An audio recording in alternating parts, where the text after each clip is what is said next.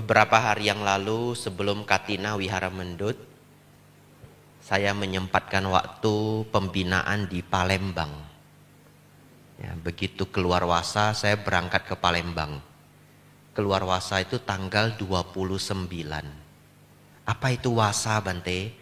Wasa itu istilah untuk masa musim hujan. Para biku jarang atau lebih sedikit keluar selama 3 bulan. Karena zaman dulu, zaman Sang Buddha, hujan deras terus menerus. Kalau di Mendut kekeringan Bapak Ibu. Ya. Tidak hujan tapi kekeringan, panasnya minta ampun. Bapak Ibu enggak usah ke Mendut dulu ya. Panasnya luar biasa Bapak Ibu. Kipas sudah 2 masih enggak cukup. Ya, saya terkejut juga di Solo ternyata tidak sepanas itu. Atau sudah lewat panasnya? Panas ya? Oh, ya senasib ya kita ya Bapak Ibu. Bapak Ibu Saudara, masa wasa bisa juga kalau dijelaskan ke yang tidak paham, gampangnya masa pertapaan. Ya. Saya suka membuat istilah-istilah yang mudah. Kalau dijelaskan apalagi ke teman kita yang non-Buddhis. Kalau dijelaskan panjang lebar kadang sulit juga. Apa itu masa wasa, Bu? Masa pertapaan selesai. Begitu ya. Bapak Ibu Saudara, selesai masa pertapaan saya 29 Oktober. Saya berangkat ke Palembang. Di Palembang ada beberapa hal yang terpikir saya. Yang pertama adalah tidak disangka Palembang itu dulu adalah salah satu pusat belajar agama Buddha tingkat dunia. Ya, karena sebagai pusat kerajaan Sriwijaya. Jadi zaman dulu kalau orang ingin belajar ke India tapi khawatir belum sanggup, karena kalau mau masuk ke Mahawihara Nalanda, wihara yang besar sekali tempat para biku belajar, itu ujian masuknya sulit. Khawatir tidak bisa masuk, belajar dulu di Sriwijaya. Tapi begitu saya ke Palembang Bapak Ibu, sampai saya mengunjungi Taman Purbakala Sriwijaya. Sedihnya, yang dulu sebagai pusat belajar agama Buddha dunia, sekarang sudah sepi umat Buddhanya Bapak Ibu. Sudah sepi sekali. Ya. Bapak Ibu Saudara, kalau Bapak Ibu penasaran, walaupun sering saya ungkapkan, di Indonesia umat Buddha ada berapa Bante? 0,7%. Ya. Kalau pemilu langsung kalah ya. Sudah enggak usah kampanye dengan umat Buddha 0,7% enggak terasa ya. Enggak terasa 0,7% tok. Kecuali di beberapa provinsi ya, ingin jadi bupati, ingin jadi wali kota mungkin masih membantu. Tapi kalau level presiden 0,7% sudah enggak terasa lagi. Bapak Ibu Saudara, tapi sesungguhnya agama Buddha di dunia ini masih cukup besar. Di dunia agama Buddha berada di peringkat ketiga agama besar dunia. 500 juta jiwa. Ya, lumayan ya. Jadi terasa rame ya.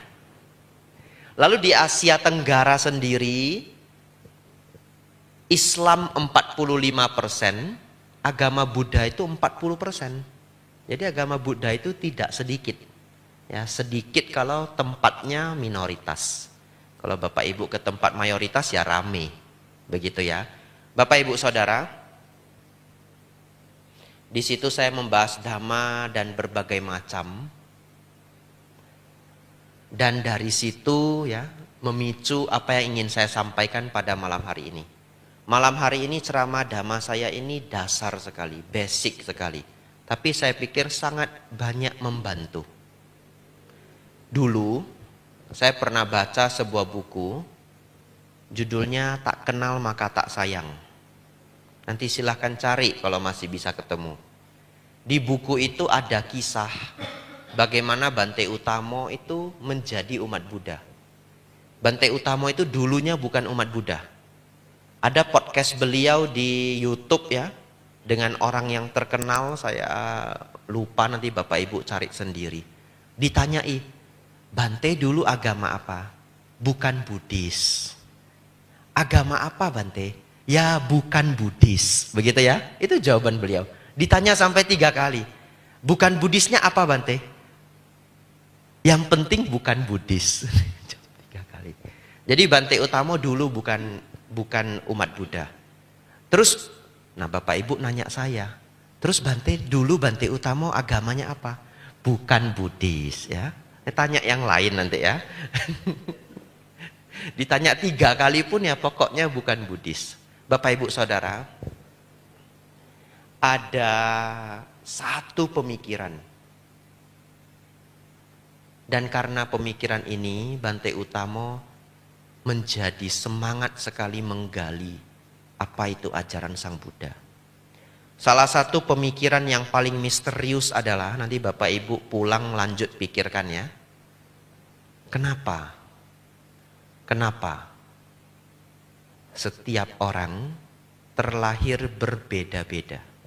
Itu misteri yang sulit sekali dijawab Bapak Ibu ya. Ada orang terlahirnya laki-laki, ada yang terlahir perempuan, ada yang terlahirnya sudah berkecukupan, ada yang terlahir susahnya minta ampun, begitu ya. Ada yang terlahir gemuk, gampang gemuk, ada yang terlahir gampang kurus. Ada yang terlahir makan sebanyak apapun tidak gemuk, begitu ya. Ada yang terlahir sudah makan berusaha sekali sehari ya masih gemuk, ya ada juga. Ya. Kenapa begitu Bante? Kenapa begitu? Bapak Ibu Saudara, banyak yang berpikir bahwa setiap manusia ini dilahirkan sudah ada takdirnya. Sudah digarisi, ya, sudah ada rencananya, dan sebagainya dan sebagainya. Dan rencana itu adalah yang terbaik dari yang terbaik. Tapi hari ini saya ajak Bapak Ibu berpikir, coba Bapak Ibu bantu berpikir. Bagaimana kalau ada seorang anak dari kecil lahir, jantungnya bermasalah, paru-paru bermasalah. Sejak lahir napasnya cuma 1/4 Bapak Ibu. Nafas susah, hidup susah. Dari kecil pakai alat sedemikian rupa. Tersiksa Bapak Ibu. Sampai umur 3 tahun. Anak umur 3 tahun itu sudah ngerti dunia ya. Saya sendiri ingat umur 3 tahun apa yang saya lakukan saya ingat. Walaupun tidak semua, sebagian kecil. Tapi anak umur 3 tahun itu sudah mengenal dunia. Tapi anak ini setiap hari tersiksa oleh sakitnya sejak lahir. Terus meninggal. Pertanyaan saya, baiknya ada di mana? Baiknya ada di mana?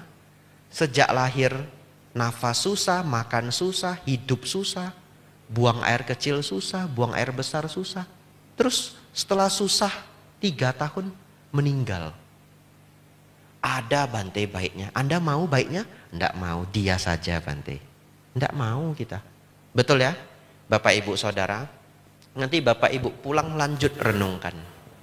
Bagian apa yang baik dari kehidupan seperti itu? Pertanyaan-pertanyaan seperti ini membuat dulu Bante Utamo terus mencari jawaban, dan beliau menemukan jawaban yang nyaman untuk beliau. Ya, ini ciri khas Bante Utamo. Beliau mengatakan agama itu kecocokan. Agama itu ya nyaman ya cocok milik masing-masing individu.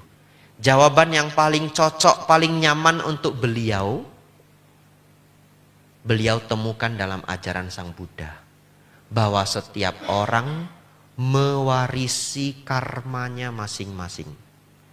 Kalau seseorang tidak hati-hati di kehidupan yang lampau, berbuat seenaknya, maka dia akan petik buahnya di kehidupan yang akan datang. Yang akan datang itu tidak harus kelahiran berikutnya. Ada orang melakukan hal buruk umur 15 tahun, umur 30 tahun dia merasakan. Umur 40 tahun dia merasakan buah. Tapi Bante, lah apa yang membuat ada anak kecil lahir tersiksa seperti itu? Apa yang membuat seperti itu? Bapak Ibu Saudara, Kalau orang sudah marah, apa saja bisa dilakukan. Apalagi kalau orangnya tidak bijaksana. Saya tidak nonton berita, Bapak Ibu. Tidak nonton berita. Di wihara masih ada koran Kompas. Saya cuma lihat headline-nya yang paling depan aja. Nggak saya buka bahkan. Jadi saya setidaknya hanya tahu headline-nya. Beberapa 1 bulan yang lalu headline-nya polusi. Jadi headline-nya polusi. Saya tidak tahu hari ini headline-nya apa.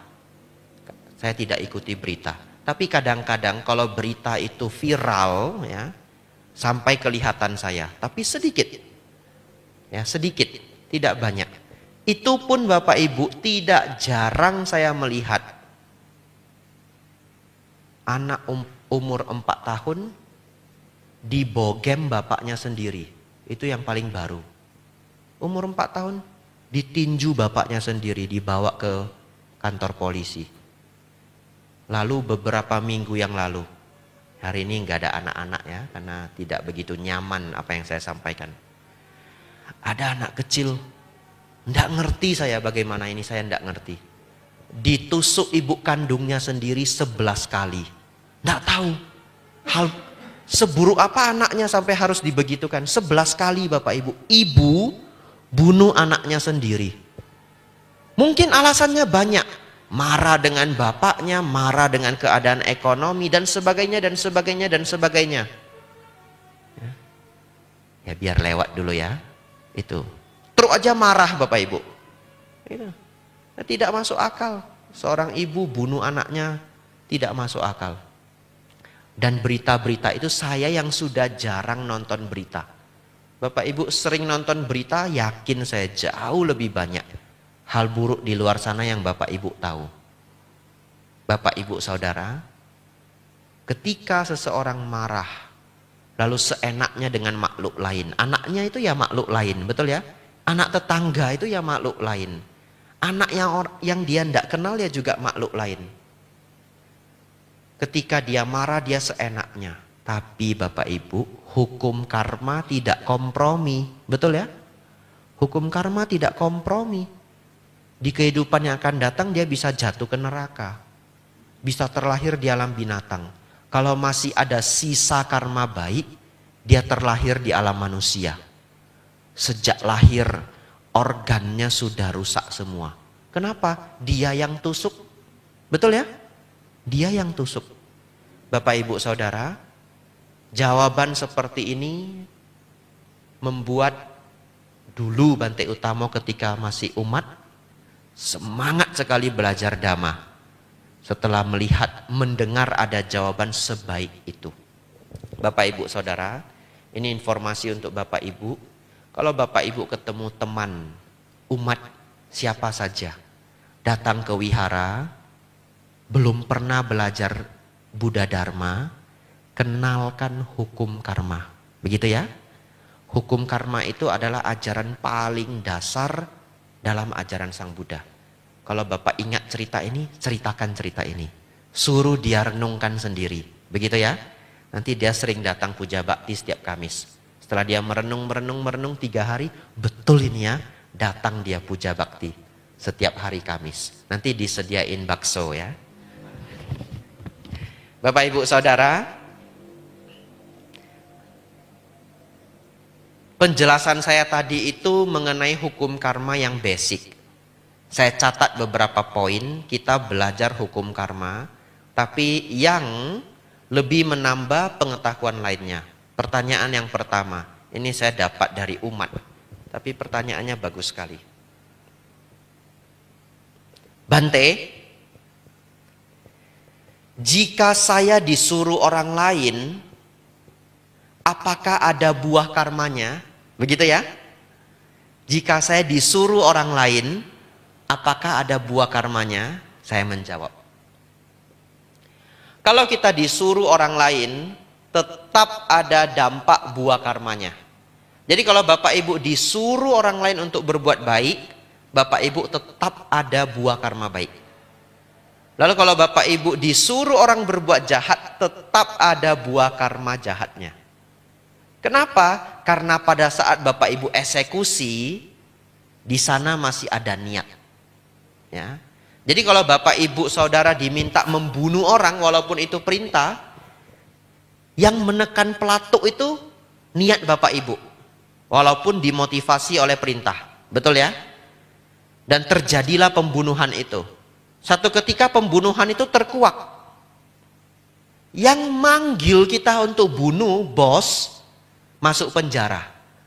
Kita yang nembak ini eksekusi pelatuk masuk penjara, ikut masuk penjara. Betul ya? Ya, jadi Bapak Ibu Saudara tetap ada buah karmanya. Nah, sejauh apa Bante buah karmanya? Sejauh niatan dia. Tapi saya mau memberi satu cerita bagaimana ketika kita disuruh orang, buah karma itu tetap berdampak. Hukum karma itu tetap jalan. Di Malaysia Bapak Ibu, hukum gantung itu masih dilaksanakan. Saya tidak tahu sesering apa. Ya, tapi hukum gantung itu dijalankan di Malaysia. Saya mendengar cerita dari seorang biku Malaysia. Karena saya tidak pernah tinggal di Malaysia. Hanya pernah ke Malaysia check up kesehatan. Kalau tidak transit, hanya itu saja. Tidak pernah stay di Malaysia. Ada seorang biku Malaysia cerita, di Malaysia ada pekerjaan yang gampang, gajinya besar. Tapi yang bekerja itu tidak tahan. Kerja sebulan, nggak tahan, resign. Kerja sebulan, resign. Apa pekerjaan itu Bante? Yang gampang dan menghasilkan Bante? Kasih tahu saya Bante, besok kita berangkat ke Malaysia ya. Bapak Ibu Saudara, gampang. Kerjaannya cuma ikat, tarik tuas. Menjalankan eksekusi hukuman mati. Jadi itu orang sudah terdakwa, sudah diputuskan duk. Hukuman mati. Bandar narkoba. Misalkan ya. Nah, datanglah ini orang yang baru melamar kerja tadi ya. Gampang. Ngapain kerja berat-berat? Ngangkat batu jadi kuli ngapain? Kerja 9 to 5 bahasa anak muda. 9 sampai 5. Di Indonesia mana ada kantor masuk jam 9, betul ya? 8 to 5, jam 8 sampai jam 5. Jadi Bapak Ibu Saudara ngapain kerja keras-keras begitu? Ini gampang, namanya work smart, jangan work hard. Datanglah dia, ikat. Ceklek, orangnya meninggal. Langsung Bapak Ibu Saudara tidak nafsu makan 1 minggu. Kenapa? Gelisah. Padahal orang yang menarik tuas ini bukan umat Buddha. Tidak ada dalam pikirannya melakukan hal itu karma buruk. Karena dia bukan umat Buddha.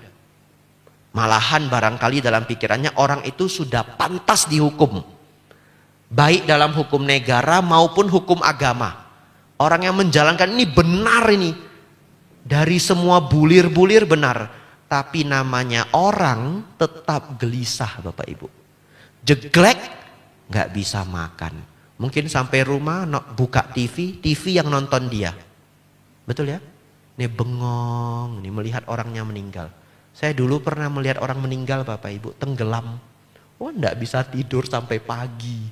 Beneran. Saya nginap di rumah sepupu, semuanya keluar dari kamar. Jadi kami barengan semua tidurnya di ruang tamu. Itu pun masih nggak bisa tidur. Lihat orang tenggelam. Cuma lihat orang tenggelam itu masih level rendah, ini jeglek sendiri. Bapak Ibu Saudara mungkin beberapa hari harus jeglek lagi. Setelah 3 minggu resign. Kenapa? Mungkin waktu mau narik tuas gemetar Bapak Ibu. Kenapa Bapak Ibu Saudara? Padahal dia disuruh. Betul ya? Ini orang sudah jahat perlu dihukum. Secara hukum negara benar. Secara mindset, cara berpikir dia bukan Buddhis. Ya, dia tidak merasa bersalah. Dicari, tidak ada yang salah.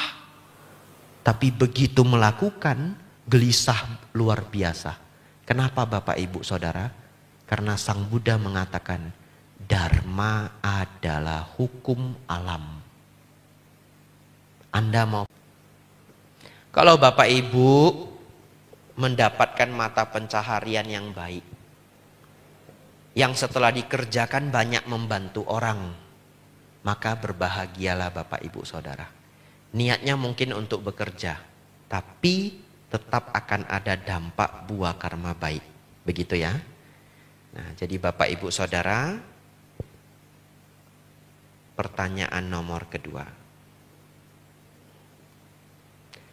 Bante, apakah karma akan turun ke anak? Ya. Dalam Dharma Bapak Ibu Saudara, karma tidak turun ke anak. Ya. Jadi barang siapa berbuat, dia bertanggung jawab. Tapi Bante, ada loh saya ketemu orang tuanya jahat.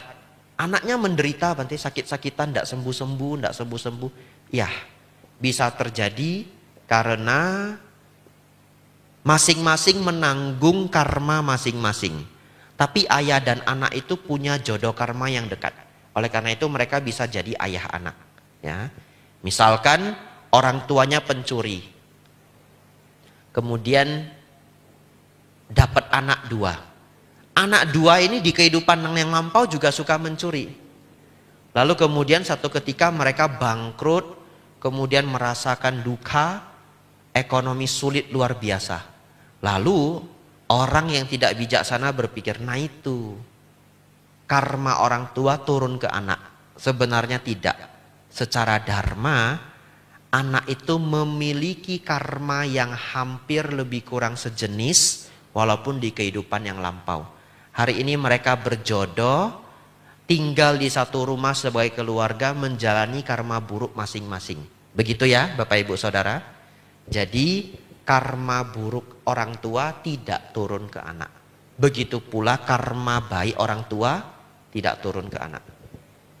Singkat saja, Bapak Ibu juga pasti akan menemukan orang yang orang tuanya buruk, anaknya baik-baik saja. Cari, pasti ketemu. Ya. Dan Bapak Ibu pasti juga akan menemukan yang orang tuanya baik luar biasa, anaknya mengalami karma buruk. Begitu ya. Jadi Bapak Ibu Saudara, masing-masing orang menjalani masing-masing karmanya.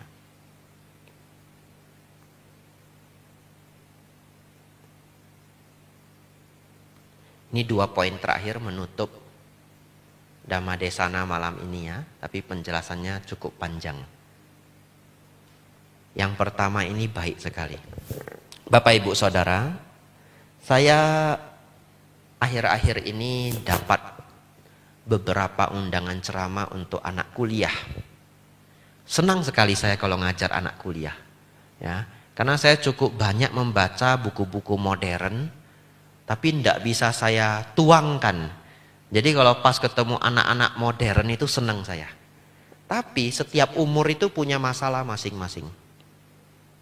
Saya paling senang mengajarkan anak muda, janganlah punya sifat iri hati. Ya, saya paling senang ngajar anak muda, jangan punya sifat iri hati. Sifat iri hati itu sangat merusak. Orang yang punya sifat iri hati tidak bisa belajar dengan orang yang lebih hebat. Setiap orang yang lebih hebat dianggapnya musuh. Sedangkan orang kalau tidak punya sifat iri hati luar biasa. Kalau dia nampak orang lain lebih sukses, dia ikut senang. Kemudian nanya, betul ya? Kamu kok bisa sesukses ini? Lalu diberi cerita. Cerita itu jadi inspirasi luar biasa. Saya paling senang kalau yang jemput bapak-bapak berbisnis, saya nanti tanya itu. Pak, kenapa dulu kepikiran bisnisnya ini? Ya, tanya Pak Joni, kenapa kepikiran bisnisnya furniture? Misalkan begitu ya, nanti diceritain panjang. Saya senang sekali. Nah, kenapa Bante mau berbisnis? Tidak, saya ingin tahu perjuangan setiap orang, betul ya? Nanti saya ceritakan ke orang lain yang butuh inspirasi. Bapak Ibu Saudara, memahami hukum karma ini menghapus sifat iri hati. Kok bisa Bante? Tidak masuk akal. Kalau orang ngerti hukum karma kemudian iri, itu tidak masuk akal. Karena dia benar-benar sudah memahami setiap orang menikmati hasil daripada usahanya sendiri. Betul ya? Jadi mau irinya di mana saya tidak ngerti. Bapak Ibu Saudara, dulu ada petinju juara dunia, Mike Tyson. Lalu ada orang yang mau iri dengan Mike Tyson misalkan, atau kepengen jadi Mike Tyson. Boleh. Tapi Bapak Ibu tahu, Mike Tyson itu setiap hari push up 2.500 kali. Sit up 2.500 kali. Bagaimana caranya? Satu set 250 kali, kali 10 set. Ya, bisa. Kalau Bapak Ibu nanti latihan, laki-laki pada umumnya, mungkin perempuan juga, 50 kali satu set bisa. Kalau sudah latihan 2 bulan misalkan. Biarpun lemah, bisa. Kali 10 set. Begitu ya. Kali 10 set. Jadi Bapak Ibu, Bante saya ingin jadi Mike Tyson. Ya silahkan ya. Push up 2.500 kali, sit up 2.500 kali. Itu hanya salah satu latihannya. Wah, tidak jadi Bante. Begitu ya. Rudi Hartono, terkenal sekali. Ya, pemain bulu tangkis legendaris. Dari kelas 4 SD, kalau saya tidak keliru, dibangunin. 4 SD. Lari 1 jam. Setiap hari. Jadi kalau itu hanya latihan awalnya, nanti sore latihan lagi. Jadi kalau dia menang begitu banyak pertandingan, mau iri di mana coba? Betul ya? Kelas 4 SD, lari 1 jam. Bangun jam 4 pagi. Bapak Ibu Saudara, waktu saya kelas 4 SD, bapak saya bangunin saya saja 1 jam. Belum lari. Ya, ya bangunin 1 jam. Saya setiap hari telat ke sekolah. Telat. Ditanya guru, kamu kenapa telat? Kenapa telat? Macet Bu. Macet di mana? Kamu telat bangun. Saya selalu dibegitukan. Lalu dihukum ya. Ya Bapak Ibu Saudara. Jadi orang ngerti hukum karma, ndak masuk akal iri hati. Jadi mulai besok Bapak Ibu ya, nanti hari raya tanggal 1 Januari ataupun hari raya masing-masing, Bapak Ibu buka pintu. Lalu tetangga punya mobil baru. Bagus lagi, Alphard, Velfire gitu ya. Kalau orang punya iri hati bagaimana? Oh, norak sekali. Ya. Norak sekali, ganti-ganti mobil. Biasanya mobilnya simpan di gudang sana ujung. Ini pagi-pagi parkir depan rumah saya. Pikir saya enggak tahu kalau mau pamer. Pamer juga enggak usah begini caranya. Dia ngomel-ngomel sendiri 10 menit. Siapa yang ganggu dia? Cuma parkir mobil. Betul ya? Nah itu orang iri hati. Jadi Bapak Ibu sudah belajar hukum karma. Setiap orang berusaha sendiri-sendiri. Begitu ya? Bapak Ibu buka pintu Alphard Velfire. Mudita Cita. Wah seneng ya. Tetangga saya makmur seneng. Kalau tetangga itu makmur seneng Bapak Ibu. Kenapa? Bapak Ibu tidak nutup pagar juga sanyo nggak hilang. Betul ya? Nah makmur semua. Saya ngomong begini jadi ingat dulu sanyo hilang di belakang ya. Waduh, kebetulan yang tidak disengaja ya. Kebetulan tidak disengaja. Jadi Bapak Ibu Saudara buka pintu, tetangganya punya Alphard baru ikut seneng. Mudita Cita. Bapak Ibu liatin mobilnya. Wah bagus ya. Terus senyum-senyum sendiri ya. Praktek Mudita Cita toh? Nah senyum-senyum sendiri. Terus suaminya datang. Kamu sudah gila. Begitu ya? Tidak apa-apa. Daripada ngomel 10 menit ya. Bapak Ibu Saudara, belajar memahami dharma. Ngerti hukum karma. Tidak bisa iri hati. Tidak masuk akal iri hati itu.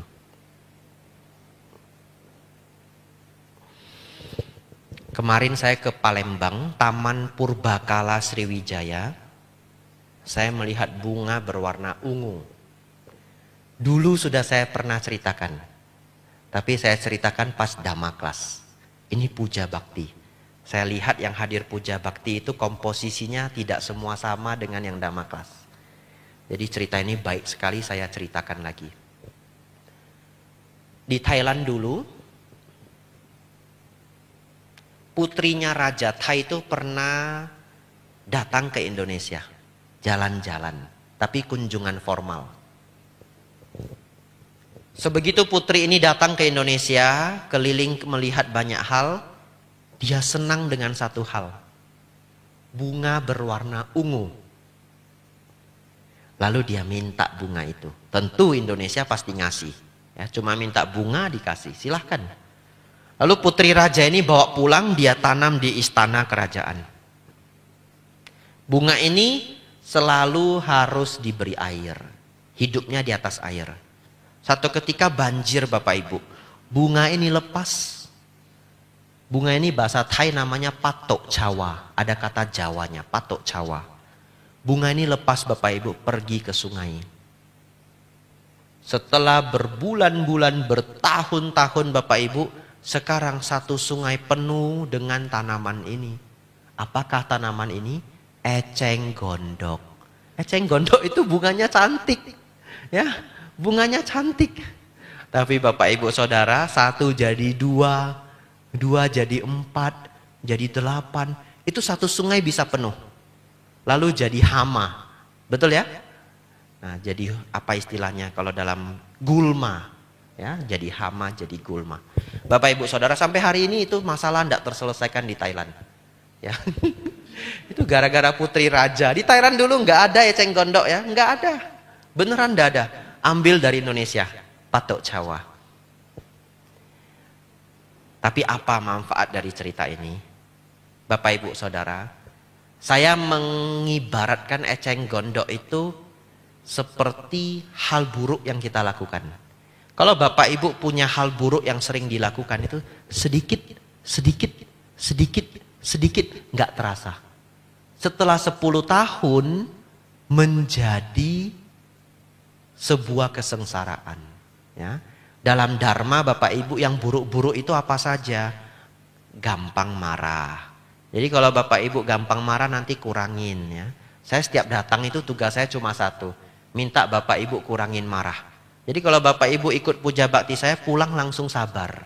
2 minggu kumat lagi. Ya.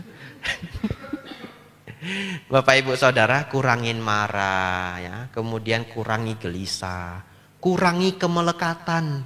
Ini tubuh bisa rusak. Semua orang pasti akan sakit. Hafal mantra Sang Buddha. Walaupun tubuh sakit, pikiran tidak ikut sakit. Begitu ya? Walaupun tubuh sakit, pikiran tidak ikut sakit. Jadi kalau Bapak Ibu sakit, gelisah, pikirkan ini. Ya sudah, semua orang akan sakit, tua dan mati. Walaupun tubuhku sakit, pikiran tidaklah sakit. Jadi Bapak Ibu Saudara, kalau yang buruk dikumpul-kumpul, eceng gondok itu bisa satu sungai. Ya. Sama, yang baik dikumpul juga bisa jadi satu sungai. 2 poin saya habis Bapak Ibu. Sebenarnya saya bawa 5 poin. Tadi takutnya kepanjangan ceramahnya. Mau ditutup yang kelima? Masih semangat ya? Ini bagus ini Bapak Ibu. Belum pernah saya bawa di Solo. Ya. Ceramah di Wihara Dharma Sundara bagi saya itu sulit. Karena bahan saya sudah habis semua di sini. Jadi saya itu keliling-keliling dulu sampai dapat inspirasi baru balik sini. Begitu ya? Lah bahannya sudah habis. Kapan habis Bante? Tak habiskan tahun lalu 3 bulan di sini habis sudah. Ya. Sampai mau anusasana apa enggak tahu lagi. Sabe sata bawantu sukitata. Begitu ya? Bahannya habis. Tapi yang ini bagus ini. Bapak Ibu Saudara, saya praktek dengan baik yang nomor 5 ini. Karena dulu saya tidak suka dikritik. Saya orang yang tidak suka dikritik. Anda mau kritik saya harus 10 kali lipat lebih pintar dari saya. Itu prinsip saya dulu. Ya. Tapi saya praktekkan yang nomor 5 ini karena sangat bermanfaat. Di dalam Manggala Sutta, Sang Buddha mengatakan ini. Ini ilmu mahal ini. Iya, ini ilmu mahal. Biarpun sederhana ini ilmu mahal. Jadilah orang yang mudah dinasehati. Sederhana. Jadi Bapak Ibu Saudara tahu, kalau saya dapat nasihat apalagi orang yang lebih tua dari saya. Di atas saya 20 tahun, di atas saya 30 tahun. Nasihat yang dia berikan, apakah biku, apakah dia samanera, apakah dia umat Buddha. Itu saya tanggapi dengan sangat serius. Beneran. Ya jadi kalau ada yang umurnya lebih senior ya, memberi nasihat, kadang nasihatnya ke orang lain saya kedengeran. Begitu pulang ke wihara itu beneran saya renungkan, saya renungkan, saya renungkan. Kenapa? Karena orang pintar belajar dari kesalahan dirinya. Orang bodoh tidak belajar bahkan dari kesalahan dirinya. Orang pintar belajar dari kesalahan dirinya sendiri. Orang bijaksana belajar dari kesalahan orang lain. Betul ya? Jadi tidak usah capek ngambil semua nasihat orang. Bapak ibu saudara, saya beri contoh. Kalau kita naik pesawat, sebelum terbang itu dikasih nasihat sebenarnya. Namanya pengumuman, betul ya? Pramugari atau pramugara itu tunjukin gimana cara pakai seat belt. Sederhana. Sederhana. Nah, Bapak Ibu Saudara, kadang-kadang ada yang bandel juga. Dia males pakai seat belt. Terus dia tutupi seat belt itu dengan kain, dengan tas, dengan apa saja. Itu pramugari tidak kelihatan. Jadi kalau pramugari lagi sibuk-sibuknya penumpang penuh, itu lewat aja. Dan orang ini mungkin merasa berhasil sekali ya. Saya berhasil tidak pakai seat belt. Tapi Bapak Ibu tahu kenapa di pesawat itu harus pakai seat belt? Karena kalau Bapak Ibu naik mobil, nabrak pohon misalkan, itu terbangnya ke depan. Tidak begitu fatal. Ya, kalau tidak terlalu kencang ya paling kejedot. Tapi kalau pesawat Bapak Ibu, itu bisa begini, gerebuk ke bawah. Kalau ini turun ke bawah, apa yang terjadi pada penumpang? Naik ke atas Bapak Ibu. Kalau nggak diikat, lehernya patah. Nggak kepikiran toh? Karena kita menganggap seperti naik mobil, ngapain seat belt? Kalau ngerem mendadak pun kejeduk. Kapan pesawat ngerem mendadak? Betul ya? Pesawat itu turun begini aja, 2 meter aja gedebuk begini, kita terbang ke atas Bapak Ibu. Leher ini patah. Itu harga dari sulit dinasehati, betul ya?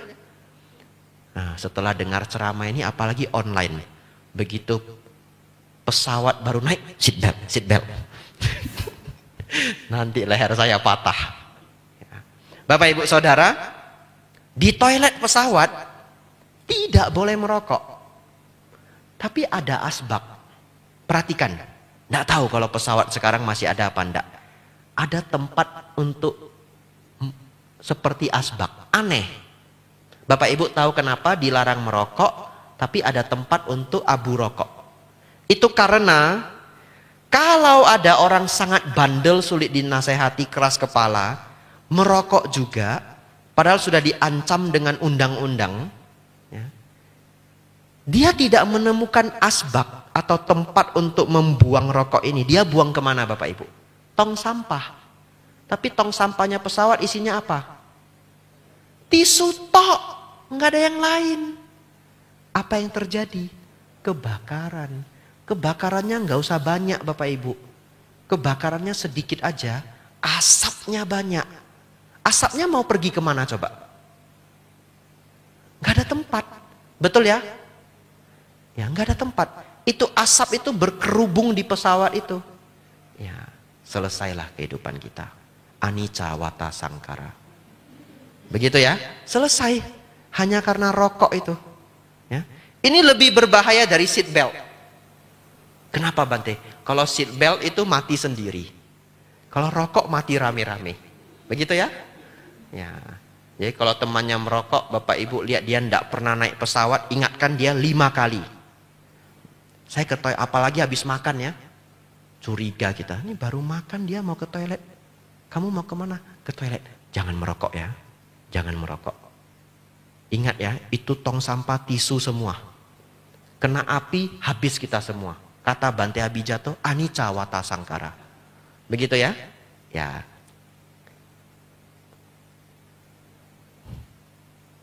Ada berita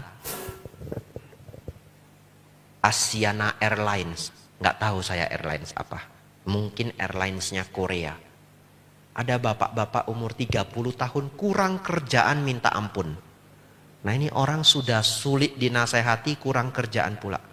Sudah terbang sampai ke atas langit Bapak Ibu. Pintunya pesawat dia buka. Iya. Sampai ada yang masuk rumah sakit. Kenapa? Susah bernafas. Ya.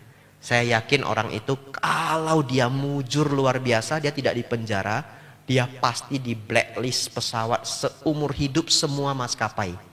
Ya. Silahkanlah Anda setelah ini naik truk, begitu ya. Kalau Anda sial, jangankan maskapai airlines. Di negara maju itu KTP itu terintegrasi semua. Ya, sekarang kalau kita naik kereta api saja KTP kita terintegrasi, itu semuanya sudah ada informasinya. Nah, di beberapa negara maju Anda bisa di blacklist semua transportasi umum. Semua. Ya, sejak itu Anda jadi musafir ya. Jalan kaki ya. Mau kemana-mana jalan kaki. Bapak Ibu Saudara, itulah buah dari orang yang sulit dinasehati. Ini juga ada hubungannya dengan karma ya, karena karma itu adalah apa yang kita kerjakan, apa yang kita niatkan. Ini nasihat saya terakhir Bapak Ibu untuk puja bakti malam hari ini. Jadilah orang yang mudah dinasehati. Kalau Bapak Ibu dapat nasihat kemudian marah, diam saja. Setelah panasnya itu turun, marahnya turun, nasihatnya direnungkan kembali. Begitu ya. Kalau tidak terbiasa dinasehati itu panas, biar turun dulu. Tapi nasihatnya jangan lupa nanti direnungkan. Kalau nasihatnya benar, dijalankan. Bapak Ibu Saudara, demikianlah ceramah dhamma saya malam hari ini ya. Biarpun disuruh orang, karma tetap berjalan. Karma tidak turun ke anak. Jangan mencicil-cicil keburukan. Eceng gondok itu dari satu jadi satu sungai. Ya. Dicicil-cicil kebaikan. Tidak ada namanya iri hati ya. Kalau orang sudah memahami hukum kamawipaka. Yang terakhir, jadilah orang yang mudah dinasehati. Sungguh penuh kebahagiaan malam hari ini puja bakti kita Bapak Ibu Saudara. Terang benderang ya, tempatnya juga baru, banyak yang baru direnovasi Bapak Ibu Saudara. Semoga suasana bahagia ini terus menginspirasi, memotivasi Bapak Ibu agar selalu mempraktikkan dhamma, agar kehidupan kita dari terang menuju terang, dari yang baik menuju yang lebih baik. Semoga Bapak Ibu semakin maju dalam dhamma, semakin maju dalam kehidupan. Sabe sata bawantu sukhitata. Semoga semua makhluk hidup berbahagia.